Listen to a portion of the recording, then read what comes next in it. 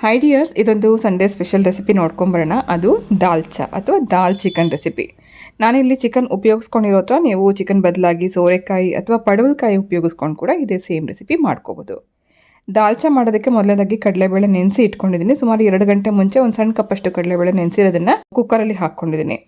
ಕಡಲೆಬೇಳೆ ಜೊತೆಗೆ 2 ಆಲೂಗಡ್ಡೆ, 1 ಪೀಸ್ ಚಕ್ಕೆ, 4 ಲವಂಗ, 1 ಕಪ್ಪು ಏಲಕ್ಕಿ, 1 ಹಸಿರು ಏಲಕ್ಕಿ, ಹಾಗೆ ಇದ್ರ ಜೊತೆಗೆ 1/4 ಸ್ಪೂನಷ್ಟು ಅರಿಶಿನ, ಇದಕ್ಕೆ ರುಚಿಗೆ ಎಷ್ಟು ಬೇಕೋ ಅಷ್ಟು ಮಾತ್ರ ಅಚ್ಚ ಖಾರದ ಪುಡಿ, ಹಾಗೆ ಸ್ವಲ್ಪ ಉಪ್ಪು, ಇದು ಮುಳುಗುವಷ್ಟು ನೀರು ಹಾಕಿ 2 ವಿಸಿಲ್ ಕೂಗಿಸ್ಕೊಳ್ಳೋಣ. 2 ವಿಸಿಲ್ಗೆ ಕಡಲೆಬೇಳೆನೂ ಬೆಂದಿರುತ್ತೆ, ಆಲೂಗಡ್ಡೆನೂ ಬೆಂದಿರುತ್ತೆ. ನಾವು ಕಡಲೆಬೇಳೆ ನೆನೆಸಿಟ್ಕೊಂಡಿರೋದ್ರಿಂದ 2 ವಿಸಿಲ್ಗೆ ಬೆಂದಿರುತ್ತೆ. ನೋಡಿ, ಈ ರೀತಿ ಆಗಿರುತ್ತೆ. ಬೇಳೆ ನಮಗೆ ಸ್ವಲ್ಪ ಅಲ್ಲಲ್ಲಿ ಬಾಯಿಗೆ ಸಿಗೋ ಹಾಗಿದ್ರೂ ತೊಂದರೆ ಇಲ್ಲ. ಒಂದು ಸತಿ ಇದನ್ನು ಬಿಸಿ ಇರುವಾಗಲೇ ಚೆನ್ನಾಗಿ ಸೌಟಿಂದ ಮ್ಯಾಶ್ ಮಾಡ್ಕೊಂಬೇಡ. ಈ ರೀತಿ ಮ್ಯಾಶ್ ಮಾಡೋದ್ರಿಂದ ಗ್ರೇವಿ ನಮಗೆ ಗಟ್ಟಿ ಇರುತ್ತೆ. ಚಪಾತಿಗೆ ಇಂಥದಕ್ಕೆಲ್ಲ ತುಂಬ ಚೆನ್ನಾಗಿರುತ್ತೆ. ಬಿಸಿ ಇರುವಾಗಲೇ ಮ್ಯಾಶ್ ಮಾಡ್ಕೊಂಡಾಯಿತು. ನಮ್ಗೆ ಅಲ್ಲಲ್ಲಿ ಆಲೂಗಡ್ಡೆ ಸಿಗ್ತಾಯಿದ್ರು ತೊಂದರೆ ಇಲ್ಲ. ಒಂದು ಬೌಲಲ್ಲಿ ಅದನ್ನು ಟ್ರಾನ್ಸ್ಫರ್ ಮಾಡ್ಕೊಂಡ ನಂತರ ಅದೇ ಕುಕ್ಕರಲ್ಲಿ ಕ್ಲೀನ್ ಮಾಡಿ ಇಟ್ಕೊಂಡಿರೋಂಥ ಚಿಕನ್ ಹಾಕಿದ್ದೀನಿ. ಹಾಗೆ ಇದ್ರ ಜೊತೆಗೆ 2 ಕಟ್ ಮಾಡಿ ಇಟ್ಕೊಂಡಿರೋಂಥ ಈರುಳ್ಳಿ, 2 ಟೊಮೆಟೊ, ಹಾಗೆ ಇದಕ್ಕೆ ತಕ್ಕಷ್ಟು ಉಪ್ಪು, ಹಾಗೆ 1 ಟೇಬಲ್ ಸ್ಪೂನಷ್ಟು ಶುಂಠಿ ಬೆಳ್ಳುಳ್ಳಿ ಪೇಸ್ಟ್, 1 ಟೇಬಲ್ ಸ್ಪೂನಷ್ಟು ಎಣ್ಣೆ ಹಾಕಿ 1-2 ನಿಮಿಷ ಇದನ್ನು ಸಣ್ಣ ಊರಿನಲ್ಲಿ ಬೇಯಿಸ್ಕೋಬೇಕು.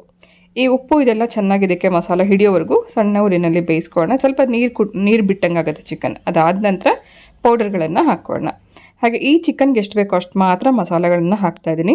ಅರಿಶಿನ, ಅಚ್ಚ ಖಾರದ ಪುಡಿ, 1 ಟೀ ಸ್ಪೂನಷ್ಟು ಧನಿಯಾ ಪೌಡರ್, 1/4 ಸ್ಪೂನ್ ಜೀರಿಗೆ ಪುಡಿ, 1/4 ಸ್ಪೂನ್ ಕಾಳು ಮೆಣಸಿನ ಪುಡಿ, ಇದಿಷ್ಟನ್ನು ಹಾಕಿ ಮತ್ತೆ ಇನ್ನೊಂದು ನಿಮಿಷ ಮಿಕ್ಸ್ ಮಾಡ್ಕೋಬೇಕು. ಈ ಮಸಾಲೆ ಜೊತೆಗೆ ಒಗ್ಗರಣೆನಲ್ಲೇ 1-2 ನಿಮಿಷ ಚಿಕನ್ ಬೇಯ್ತಾ ಇದ್ದಾಗೆ ಚೆನ್ನಾಗಿ ಇದಕ್ಕೂ ಚಿಕನ್ಗೆ ಮಸಾಲೆ ಹಿಡ್ದಂಗೆ ಆಗಿರುತ್ತೆ. ಹೀಗಾದ ನಂತರ ನಾವು ಫಸ್ಟೇ ಬೇಯಿಸಿಟ್ಕೊಂಡಿರೋಂಥ ದಾಲ್ ಹಾಕ್ಕೊಂಬೇಡ. ಇದೆಲ್ಲ ಹಾಕಿ ನಮ್ಗೆ ಎಷ್ಟು ಗಟ್ಟಿ ಬೇಕು ಅಂತ ನೋಡಿಕೊಂಡು ನೀರನ್ನು ಇವಾಗ ಅಡ್ಜಸ್ಟ್ ಮಾಡ್ಕೋಬೋದು.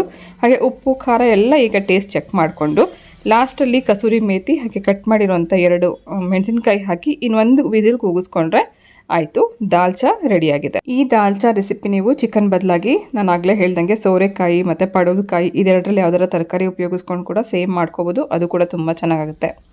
ಸೊ ದಾಲ್ಚಾ ಸರ್ವ್ ಮಾಡೋಕ್ಕೂ ಮುಂಚೆ ಇದಕ್ಕೊಂದು ತುಪ್ಪದ ಒಗ್ಗರಣೆ ಹಾಕ್ಕೊಂಡ್ರೆ ತುಂಬ ಚೆನ್ನಾಗಿರುತ್ತೆ. 1 ಸ್ಪೂನ್ ತುಪ್ಪ ಬಿಸಿ ಮಾಡಿ ಅದರ ಸ್ವಲ್ಪ ರೆಡ್ ಚಿಲ್ಲಿ ಪೌಡರ್ ಹಾಕಿ ಮೇಲಿಂದ ಒಗ್ಗರಣೆ ಮಾಡ್ಕೊಳ್ಳೋದ್ರಿಂದ ಫ್ಲೇವರ್ ಮತ್ತು ಟೇಸ್ಟ್ ಇನ್ನೂ ಎನ್ಹ್ಯಾನ್ಸ್ ಆಗುತ್ತೆ. ಖಂಡಿತ ಈ ರೆಸಿಪಿ ನೀವು ಒಂದ್ಸತಿ ಟ್ರೈ ಮಾಡಿ ನೋಡಿ.